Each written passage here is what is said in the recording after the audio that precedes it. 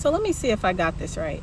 After years of being belittled, dehumanized, beat, raped, and murdered by men, and then having to deal with the little misogynistic ass boys on TikTok making rape jokes on a day-to-day basis, women came up with the KAM, or Kill All Men.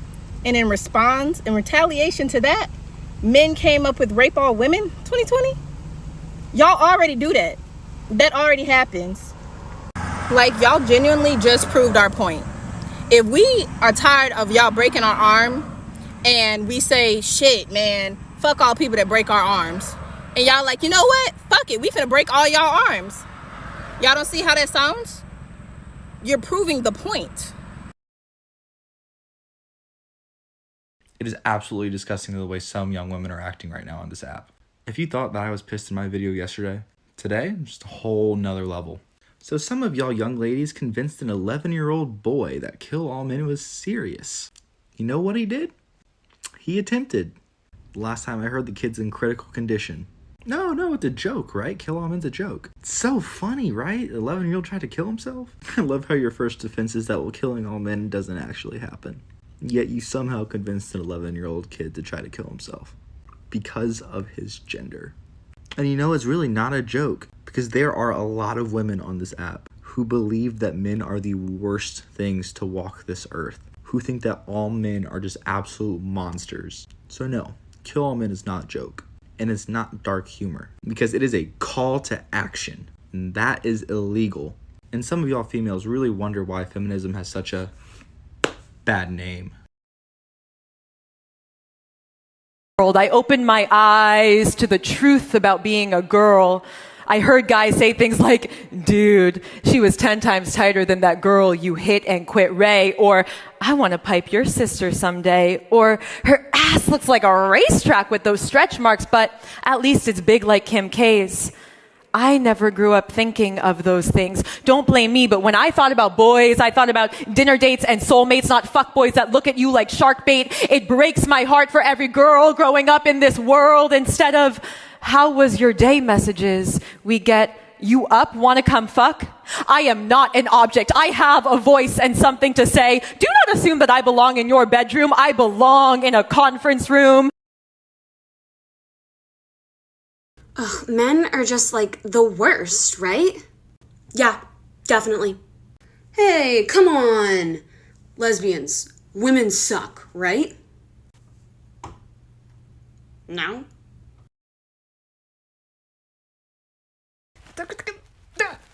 Someone explain to me how and why these two things are different. You know those nose strips for beauty, right? Here's the price for the ladies, huh? Price for the men. The blue one? Look at this price. And the pink one, significantly more. The pink calculator is $1 more. Baby stuff. Okay, pink one with flowers. Ooh, significantly more than the brand name superheroes. Extra $4 for the pink one. This is called the pink tax. Are you catching on why? Ooh, laxatives for women. Ooh, more than twice the amount. Same number of pills, same active ingredients.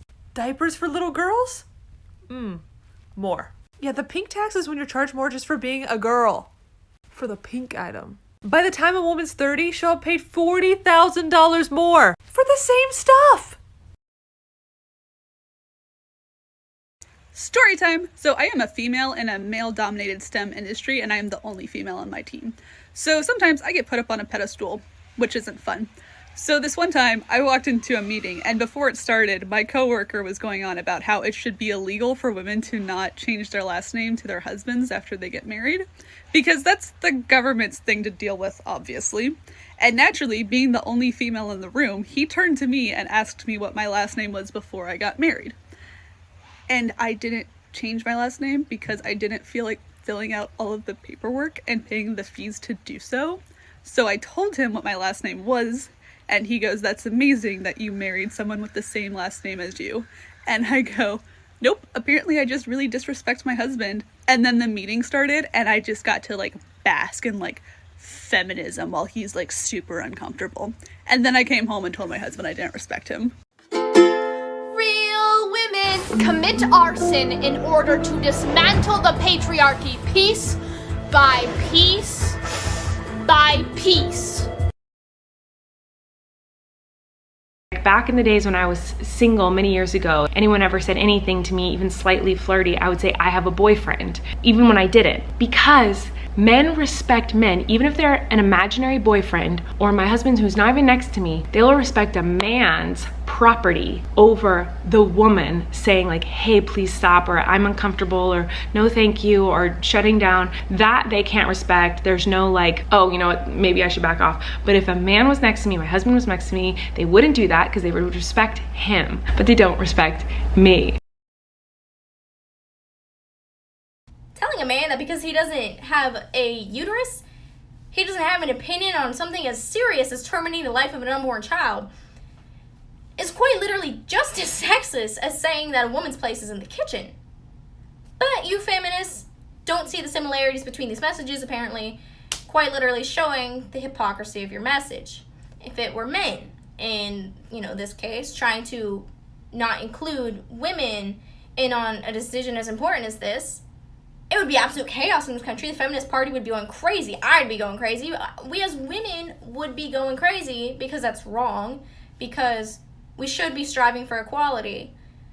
We should not be striving for this division you guys are creating now on gender. First it was race, now it's gender. Why is it, oh, he should be able to say this, she should be able to say that? No, that's bullshit. No. It should be equal for all. That is what this country is founded upon.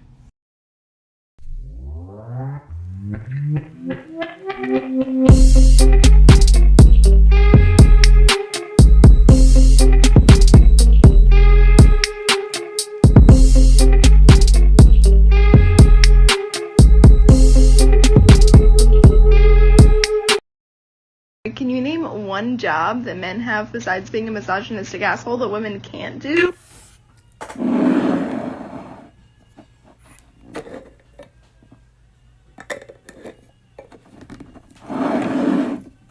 Somebody please, for the love of God, get me off of straight conservative alt-right TikTok, Nazi TikTok, because I'm fucking over it.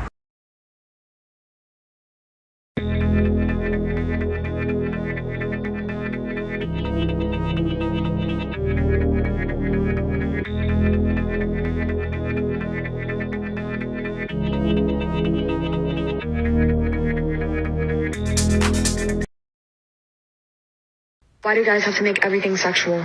Why do women have to ask so many questions? Why did my dad never come back from the corner store when I was 3?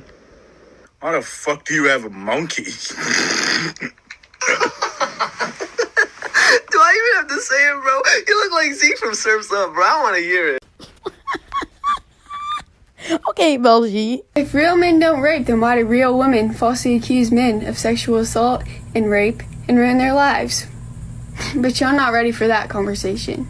I'm just gonna assume that you made this video because you were trying to bring light to men's issues. However, if you actually cared about men's issues, then you'd understand that statistically men are more likely to be sexually assaulted than to have a false rape accusation made against them. And what I find ironic is that in one of your videos you said you're a facts over feelings type of gal, yet you're ignoring the fact that around 80% of rapes aren't even reported. And you're also ignoring the fact that false rape accusations are literally illegal. It's called perjury.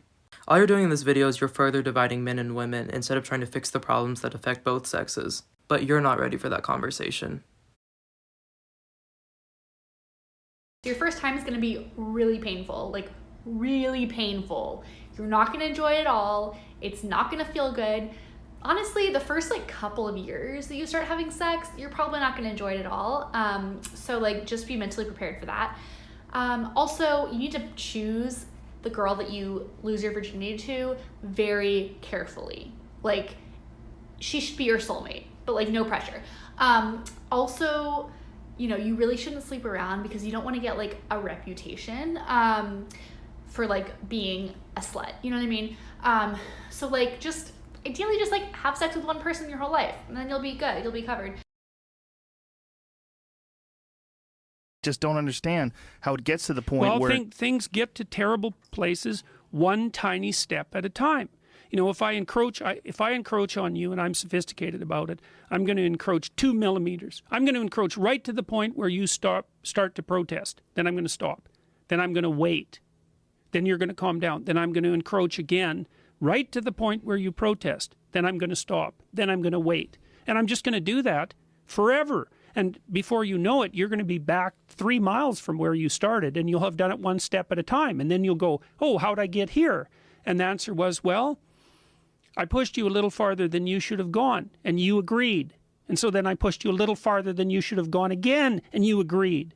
And if anybody's interested in this sort of process, and this is a horrifying book, if you want to read about how this process works, you can read a book called Ordinary Men by Robert Browning.